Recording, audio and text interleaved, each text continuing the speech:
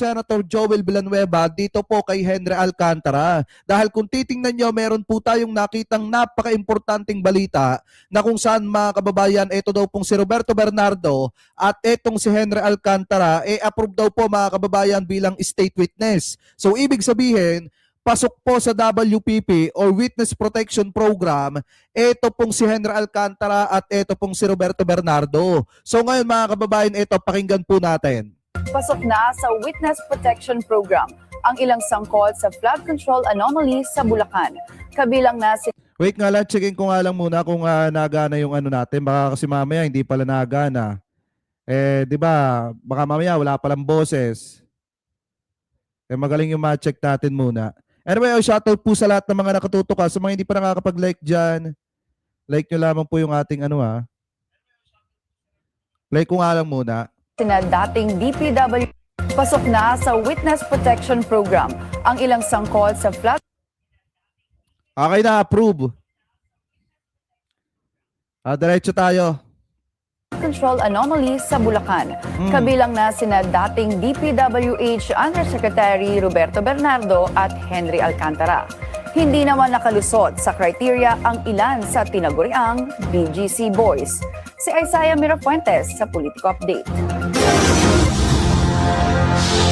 Itinuturing ng state witness kaugnay sa maanumalyang flood control project sa Bulacan, sina former DPWH Undersecretary Roberto Bernardo, former DPWH official Henry Alcantara, former DPWH NCR Regional Director Gerard Opulencia, at ang kontraktor at may-ari ng Sims Construction Company na si Sally Santos. Ito yung mga nagbalik mga kababayan ng pera. Ito yung mga nagbalik ng kanilang mga nakulimbat na pera sa kaban ng bayan. At ang isa pa dyan, kung titingnan po ninyo mga kababayan, siguro magtataka kayo bakit hindi kasama yung mag-asawang Diskaya, si Curly Diskaya at saka po itong si Sara Diskaya. Maliwanag naman mga kababayan na bukod sa paiba-iba, ang sinasabi nitong mag-asawang Diskaya, maliwanag din naman mga kababayan na ayaw po nilang magbalik ng kanilang mga nakulimbat sa kaban ng bayan. Kaya po talagang hindi sila aprobado o hindi sila napasama sa Witness Protection Program or dito sa WPP. Anyway, tuloy pa natin.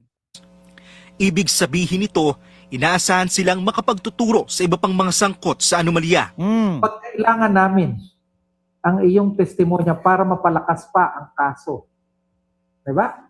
Ng Estado para manalo tayo dito sa ating pinaglalabang kaso, pwede kang makuha. May mga conditions, di ka dapat most guilty, di ba?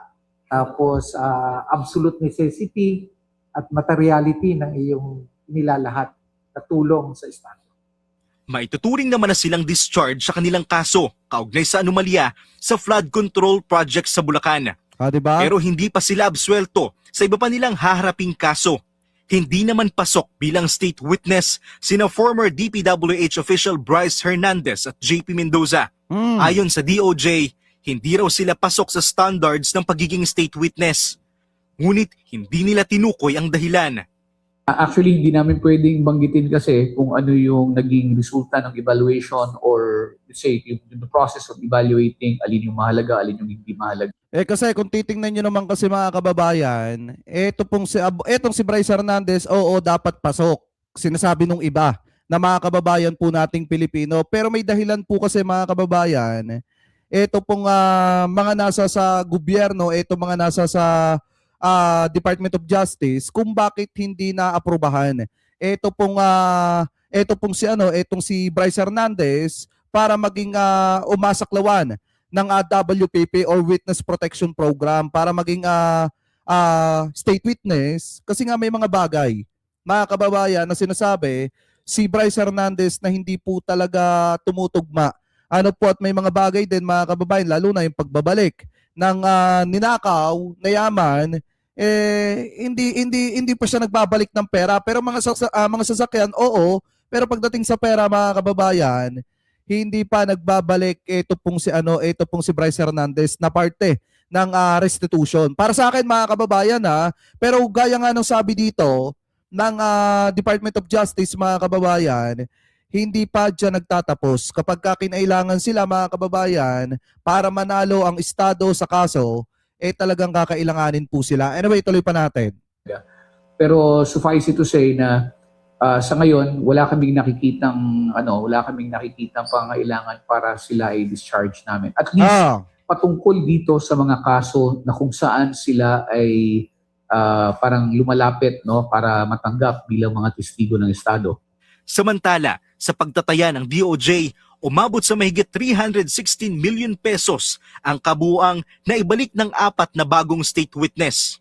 Saka una-unahang pagkakataon, sa totoo lang mga kababayan, sa kasaysayan ng Pilipinas na may nagbalik ng mga ninakaw sa kaban ng bayan. At sa panahon lamang po ni PBBM nangyari yan. Sa gobyerno lamang po ni PBBM nagkatotoo at nangyari ang mga bagay na yan. Kasi sa panahon naman ni Digong, oo, naki-question niya, nababanggit niya yung mga ghost project, pero kung iisipin nyo, wala naman po siyang napabalik na ninakaw sa kaban ng bayan. Sa panahon ni PBBM, kita nyo naman, binabalik yung mga pera na kinulimbat ng mga kurap sa kaban ng bayan. Anyway, tuloy pa natin.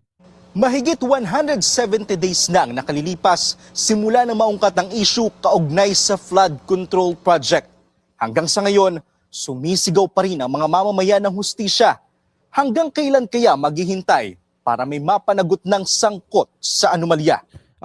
So kung mapapansin nyo mga kababayan, di ba nabanggit yung pangalan dyan ni Henry Alcantara.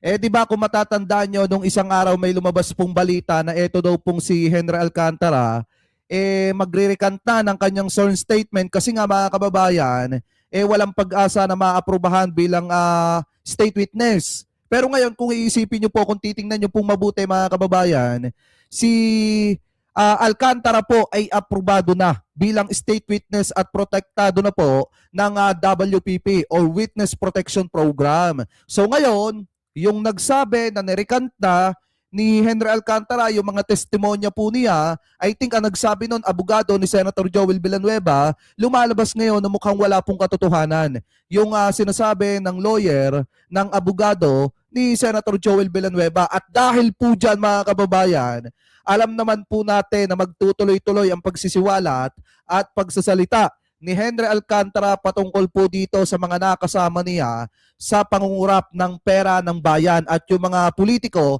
na tumanggap ng kickback sa mga anomalyang flood control. Kasi maliwanag naman yung binanggit ni Henry Alcantara noon, bagamat hindi po alam ni Senator Joel Villanueva na galing po yun sa mga anomalyang flood control, maliwanag naman po na allegedly tumanggap ng 150 million pesos etong si Senator Joel sa pamamagitan ng kanyang tao, di umano or kanyang pinagkakatiwalaang tao. So doon pa lang, malalaman nyo mga kababayan na talagang may malaking problema na. Ano po nakakaharapin etong si Senator Joel. Pero para sa akin mga kababayan in my personal opinion, dapat naman po talaga na isiwalat lahat ni Henry Alcantara yung mga sangkot kahit pa mga politiko yan para na sa ganon mapapanagot po yung mga tao na yan. So ngayon, Pegador, wala kang kawala. Pegador, kayo ay maganda. Pegador, galit sa masama. Pegador.